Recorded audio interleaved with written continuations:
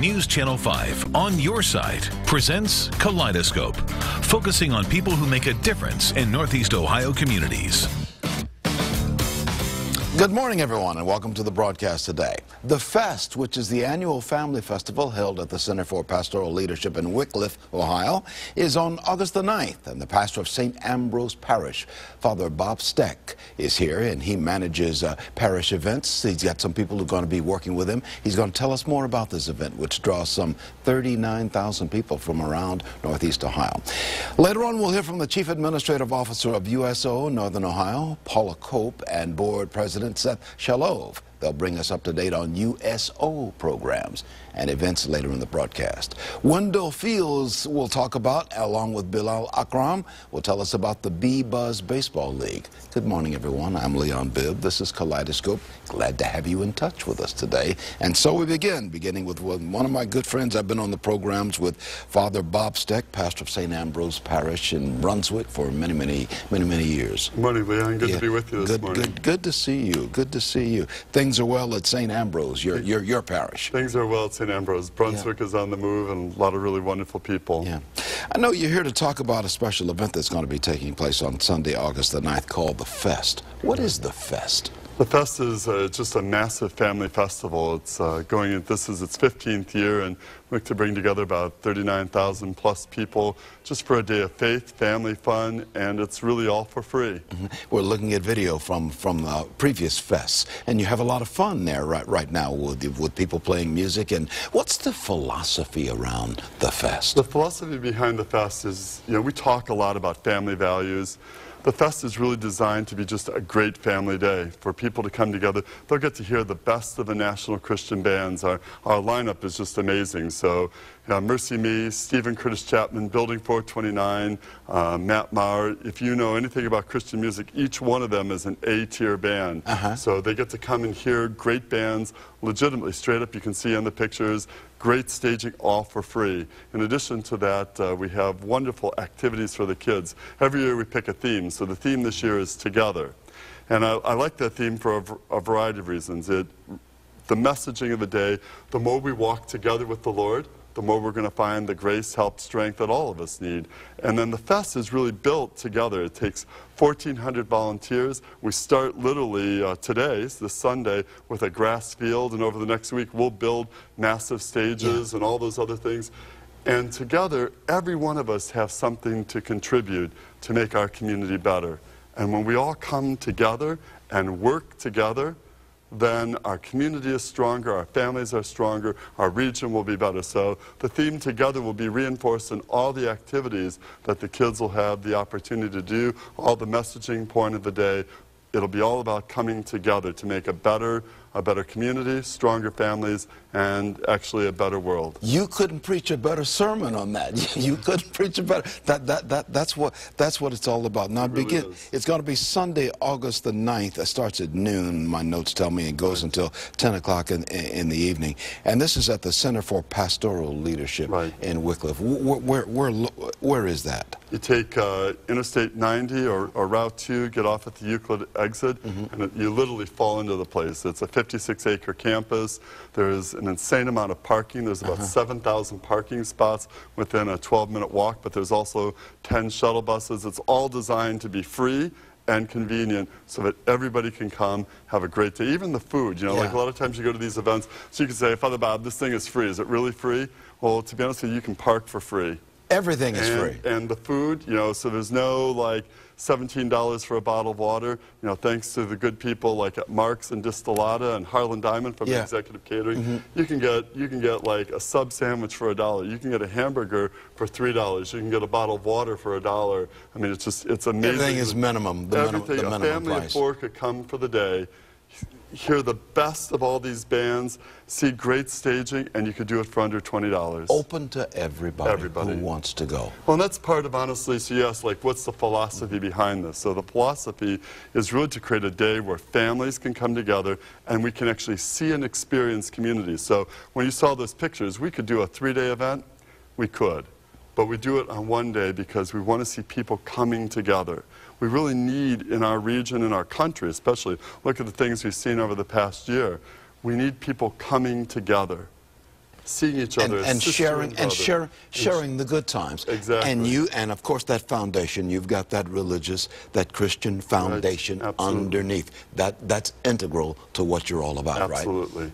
It's okay. God smiles at us when we have fun, doesn't he? God wants us to smile and have games and good food and good times together. You see, like there's BMX shows and there's rock walls to climb, all for free, because we want, again, where we talk a lot about family values.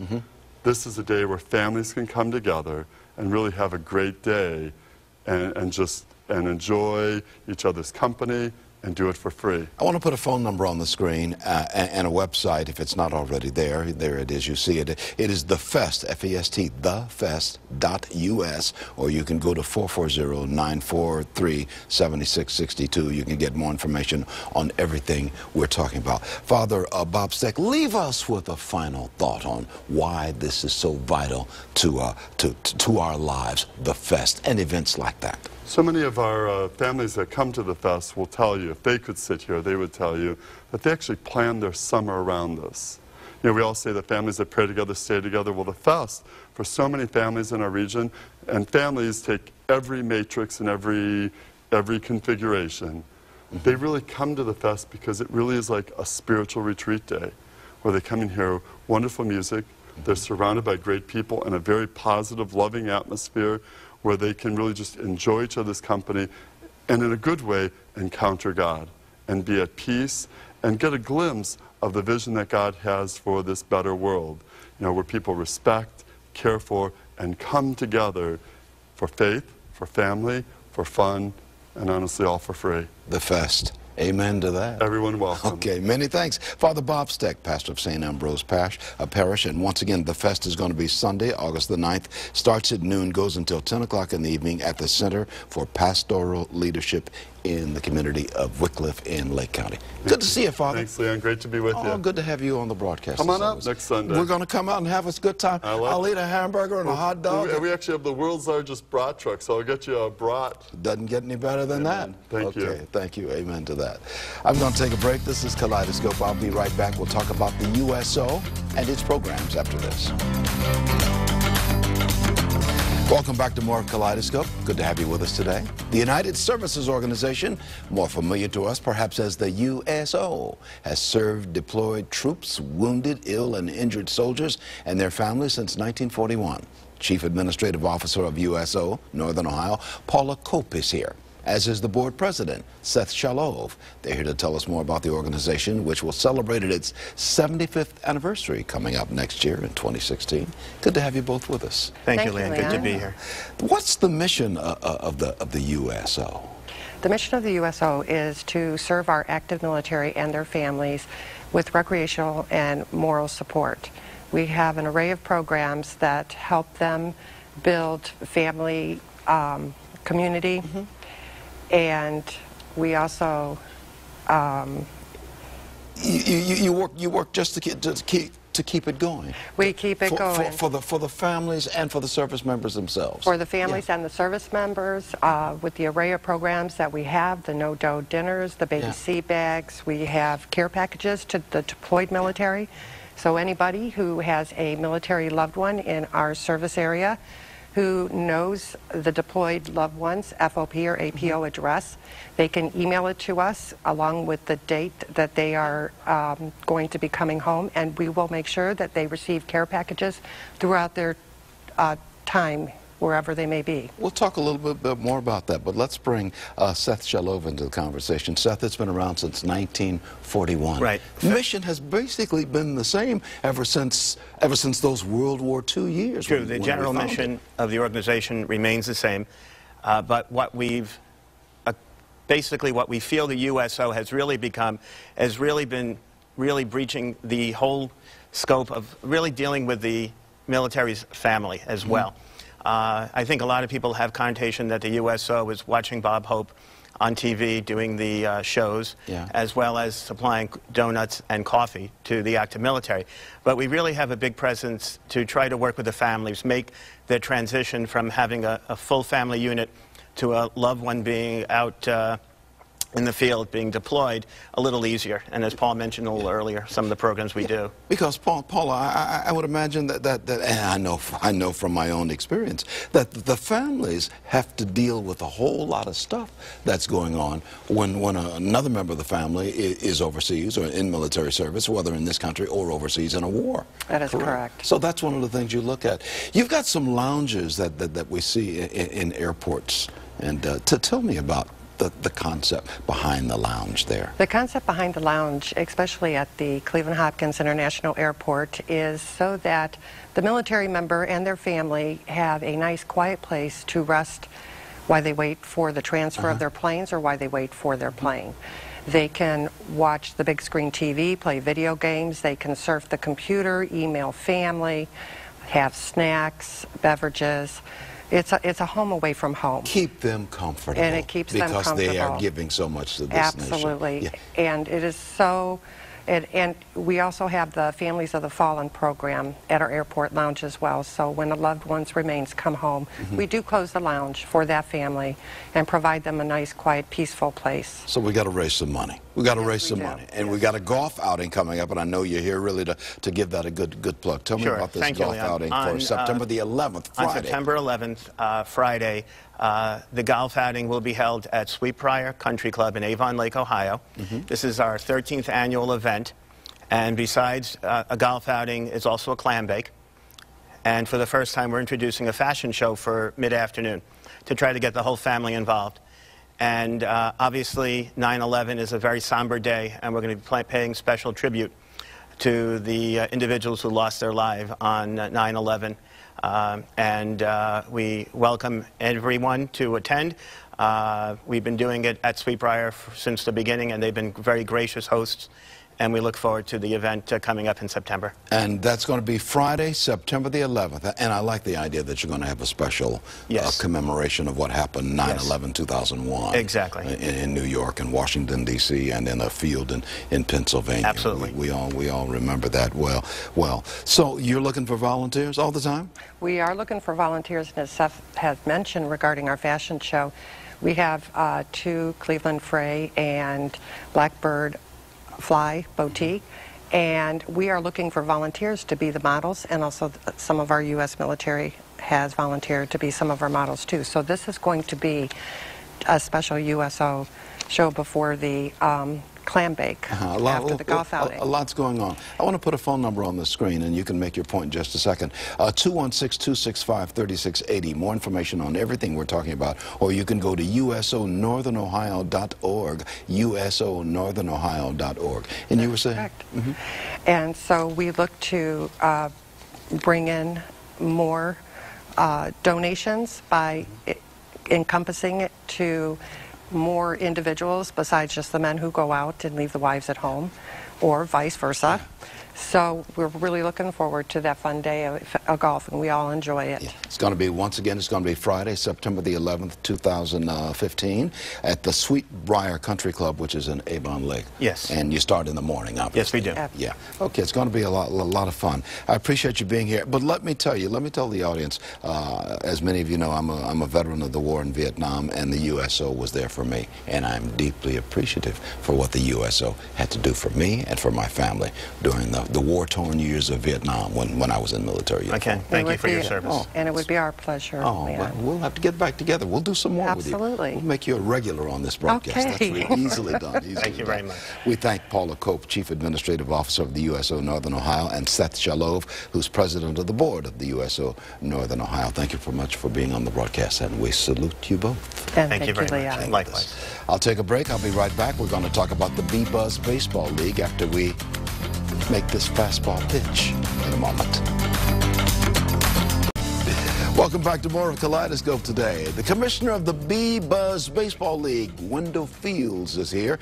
He has resurrected the organization in the Lee Harvard community, southeast side of Cleveland, 2 years ago, and he's here with Public Relations Director Bilal Akram to tell us more about the Youth Baseball League. Good to have you with us, Wendell on the left here and Bilal on the right. Thank you, gentlemen, for being here. Thank you. Tell me about, what is the Bbuzz Baseball League?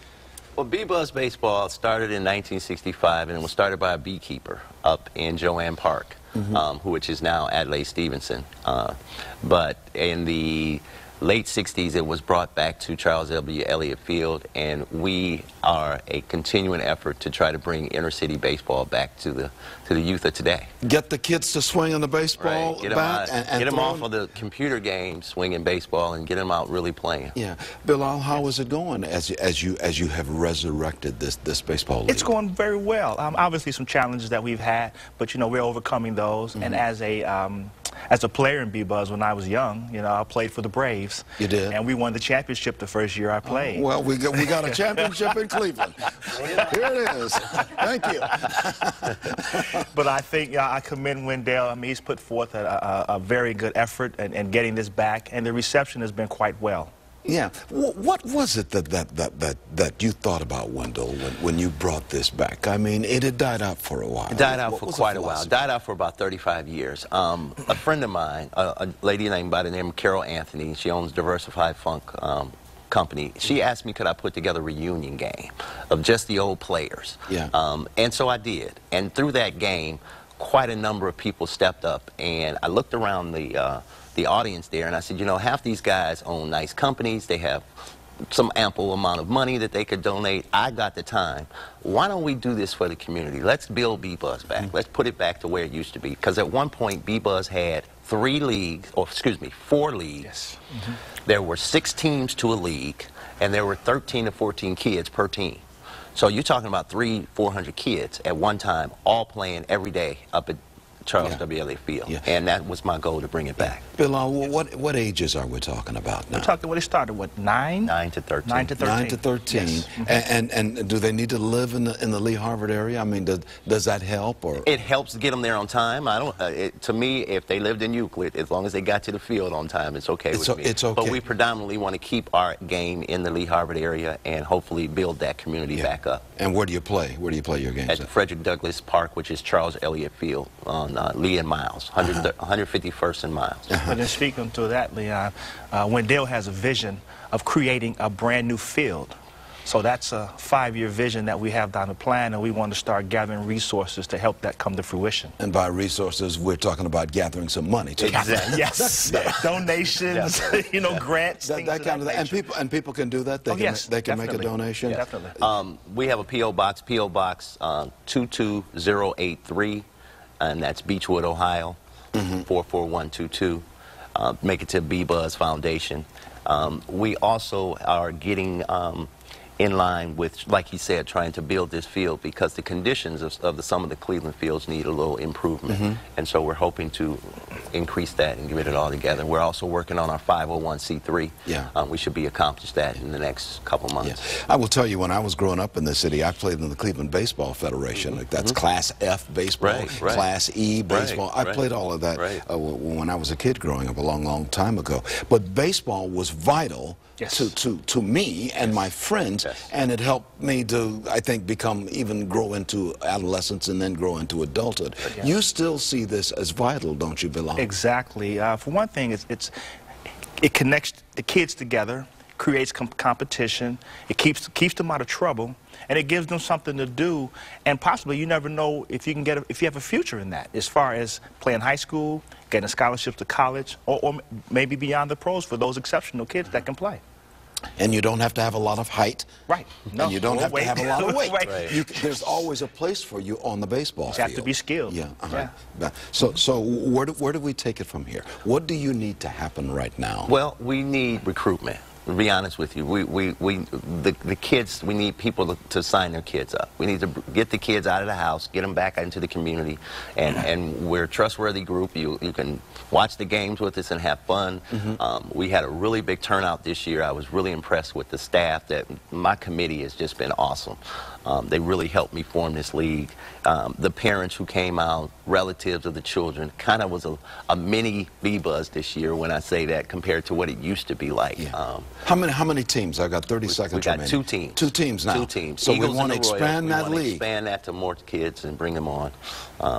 Let's put that website on the screen, bbuzzbaseball.org. That's bbuzz, all one word, bbuzzbaseball.org, or you can phone 216-533-4919. I've got it on the screen. You might want to give them a call or certainly go to the website. Also, we're looking for sponsorships and gently used baseball equipment. Okay, I got some old gloves. All right, we'll take Sounds it. good. We can use it. We'll put them back in service. Okay.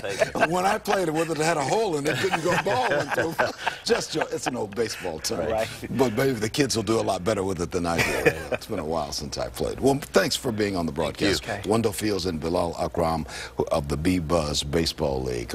Quite a combination. We got shortstop, we got second base. That's a double play. There you go. If I ever saw one. Thank you, gentlemen. Thank you. I'm going to be right back. We'll talk to Daryl Johnson of the Urban League of Greater Cleveland when I come back. Time now for the Urban League segment. Here's Daryl Johnson, Director of Minority Business Assistance Center at the Urban League of Greater Cleveland. Hey, Daryl. Hey, Leon. Thanks for having me this morning. Thank you. What's on your mind today? We wanted to come and talk about the Minority Business Assistance Center at the Urban League. You know, I think it's a good time for businesses to look at opportunities to grow themselves and ways they can create value in their community, in the county, and the state. You know, with all the happenings in the city that's going on right now, it's a great opportunity if you're in business to look at coming to see us and getting some help if you need it. One of our objectives is to add, you know, some value, create an environment that's sensitive to minority businesses. And what we do at the Minority Business Assistance Center, or MBAC as it's called, is we're here to train and prepare and assist eligible companies in securing loans, bonds, and financing. We don't give you money. We don't have money to give. We're not a lending institution, but we will send you that direction and get you to the right people and help you be prepared for those, you know, opportunities, discussions, and topics. We want people to come to you with an idea, with a plan. With a plan, right. With a plan for business, and you will assist them kind of massage that plan. Right, correct, and help them grow. And one of the other things that we do also is that we help with the state certification process, which one is the Minority Business Enterprise. So if you're a minority business, 51% owned by one of the disadvantaged groups, African, Hispanic, Native, or Asian Americans, you come in and we'll help you get state certified, and with that certification. Let me put a phone number on the screen so people can call, because we're running out of time. 622-0999. Thank you, Daryl, for being on the broadcast. All right, thank you. They'll give you a call. All right, appreciate it. Thank you very much. This has been a presentation of News Channel 5's Kaleidoscope, a weekly public affairs program brought to you in partnership with the Urban League of Greater Cleveland.